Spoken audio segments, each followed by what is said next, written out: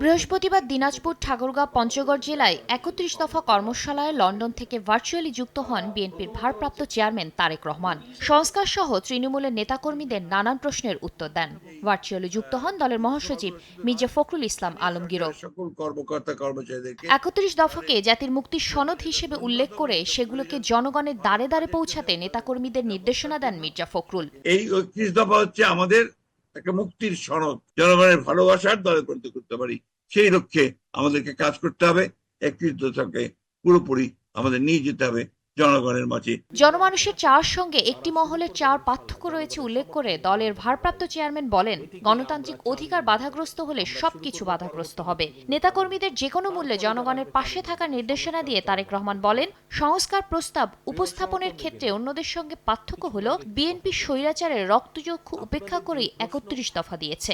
এদিকে বৃহস্পতিবার বিকেলে গুলশানে লিয়াজো কমিটির বৈঠক শেষে গণমাধ্যমে কথা বলেন দলের স্থায়ী কমিটির সদস্য আমির খসরু মাহমুদ চৌধুরী। সংস্কার নিয়ে রাজনৈতিক দলগুলোর প্রস্তাবের মধ্যে কোন কোন বিষয় ঐকমত হয়েছে তা দ্রুত জাতির সামনে প্রকাশের আহ্বান তার। একই দিন দুপুরে নয়াপল্টনে জরুরি সংবাদ সম্মেলনে সিনিয়র যুগ্ম মহাসচিব রুহুল কবির রিজভী অভিযোগ করে বলেন, যারা ঘোলা পানিতে মাছ শিকার করতে চায় তাদের ইন্ধনে ফ্যাসিস্টদের দোসররা দেশে বিশৃঙ্খলা সৃষ্টির সাহস দেখাচ্ছে।